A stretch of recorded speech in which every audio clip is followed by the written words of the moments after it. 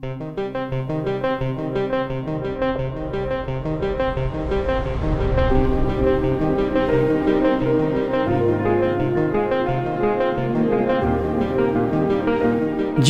Shigioka, maluba ang kalagayan. Nasa intensive care unit ngayon sa isang ospital sa Osaka, Japan.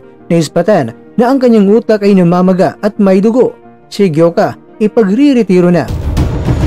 Juan Manuel Marquez, sobrang naging prangka sa kababayan na si Mario Barrios. Marquez gustong malaman kung kaya ba ni Barrios ang lakas ni Manny Pacquiao. Dinabugaling mga kwento ang balitang ibabagi ko sa inyo. Kaya tara, kwentuhan na.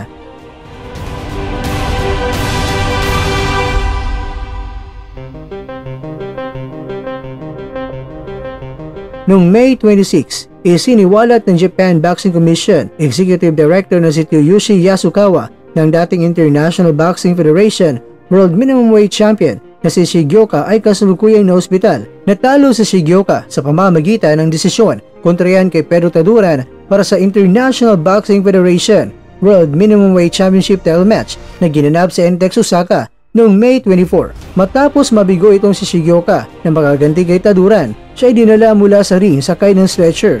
Pagkatapos ng laban, dinawalan ito ng malay. Inihayag ni Yasuka ng JBC na hindi niya makontak ang pamilya ni Shigioka, kabilang ang kanyang ina na si Kazumi at ang dating WBC World Minimum Weight Champion na si Yudai na nasa venue nung araw ng laban. Ipinaliwanag na dahil nasa ospital pa si Jinzero ay wala pa silang ideya kung ano nga ba ang kalagayan ni Jinzero ngayon. Pagkatapos ng laban, ipinaliwanag ng trainer ni Shigioka na si Kazumi Machida na itong si Shigioka ay nawala ng malay matapos marinig ang resulta ng laban at diretsong pumunta sila sa isang ospital sa Osaka kasama ang presidente sa kanyang gym na si Hitoshi Watanabe. Pero sa araw na ito mga kwento, susubukan ng WBC na makakuha ng update sa araw na ito kung kamusta na nga ba ang medical status ng Hapon. Kaya naman mga kwento, narito ang update nila ngayon. Ayon sa JBC sa isang panayam sa Tokyo, ngayong araw na ito, May 27, 2025, si Shigioka ay nilagyan ng anesthesia at na-ospital sa isang ospital sa Osaka kung saan siya ay sinubaybayan sa Intensive Care Unit o ICU. Kasama niya ang kanyang nakakatandang kapatid na lalaki na si Yudai at ang kanyang ama na si Isao. Namamaga pa ang utak ni Shigioka patungkol sa posibilidad ng kanyang pagbabalik sa kompetisyon. Sinabi ni Yasukoshi na itong si Shigioka ay sumailalim sa isang craniotomy kaya hindi na si Shigioka maaring magpatuloy pa kaya mapipilitan siyang magretiro. Ano nga ba mga kwento ang craniotomy? Ang craniotomy mga kwento ay isang uri ng operasyon sa utak kung saan binubuksan ang bungo o skull. Ginagawa ito para magamot ang iba't ibang kondisyon sa utak tulad ng pagdurugo sa utak, gaya ng subdural hematoma o aneurysm, brain tumor, trauma sa ulo, infection o abscess. At ito ay delikado dahil matatawag ito na major surgery. Kaya naman mga kwento, isama na rin natin sa ating mga dasal ang kalagayan ng Hapon. Sa ibabaw ng lona ay kalaban man, pero sa labas ang lahat ng mga mandirigma ay mga magkakaibigan yan. Samantala, magkasamang inilabas na Manny Pacquiao at Juan Manuel Marquez ang kadakilaan sa isa't isa sa paglipas ng 4 na mga kapanapanabik na laban. 3 sa kanila ay razor close na pinagpasya ng mga urado. Ang Filipino Whirlwind at ang Mexican Warrior ay nagkasubukan muli sa isa't isa ng gusto. At syempre, nakita ng huling laban si Dinamita sa kanyang pasabog na palayaw nang pinabagsak ni Marquez si Pacquiao sa ika-6 na round. Walang ika-5 laban na ikinasa. Sa katunayan, si Marquez ay nagretiro pagkatapos ng 2 laban matapos na naka-score na nakakamangang knockout laban kay Pacman. Kaya naman siya ay nagtapos ng kanyang karera na meron siyang 56 wins, 7 losses, 1 draw at meron siyang 40 knockouts. Sinabi ni Marquez na deserve pa rin si Pacquiao ng respeto. Siyempre, hindi ito basta-basta na sitwasyon dahil sa edad ng 46 anyos, hamunin ni Pacquiao ang kasalukuyang WBC Welterweight Champion at interesado si Marquez na makita kung kaya bang gumawa ng kasaysayan ang dati niyang karibal. Sinabi ni Marquez sa pag-usap sa ProBox TV na dapat nating lahat ay bigyan si Manny Pacquiao ng benefits of the doubt. Interesado si Marquez na makita kung kaya ba ni Barrios ang mga power punches ni Manny. What happened Marquez? Barrios right? Why don't you trust your kababayan?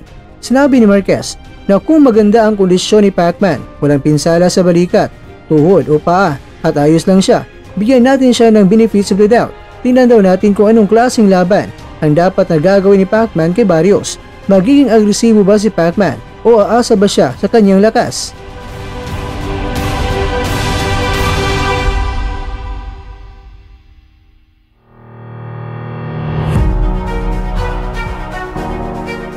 Mga kakwento, ayon pa ni Marquez, dahil ang lakas na taglay ay ang huling bagay na mawawala sa isang boksingero, ibigay natin ang benepisyo ng pagdududa sa isang makasaysayang manlalaban tulad ni Pacman. Ang malaga ay ang integridad pa rin ng manlalaban. Malakas pa rin sumuntok si Pacman. Tingnan daw natin kung kakayanin ba ni Barrios ang lakas sa taglay ni Pacman.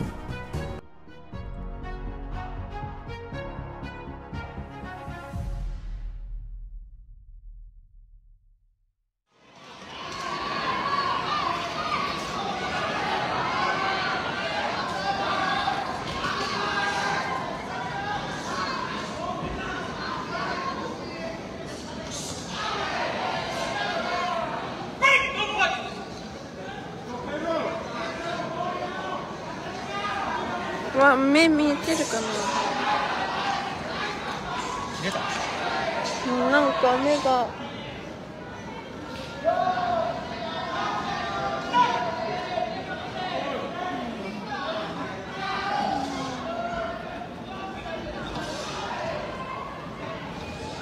また頑張ってこれた。あ、わからんけど。どこ行った。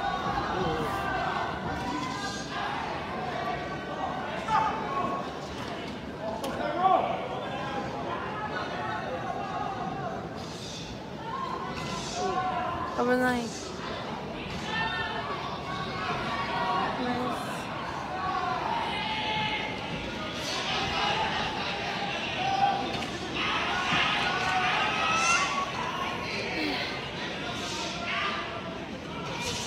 ナイス。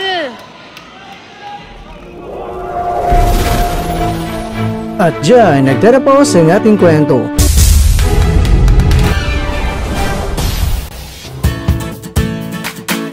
Maraming salamat mga kakwento sa inyong panonood. Pero baka naman mga kakwento ay nagustuhan niyo po ang kwento natin ngayon. Baka pwede niyo po akong mabigyan dyan ng like, subscribe at pa-click na rin sa bell button.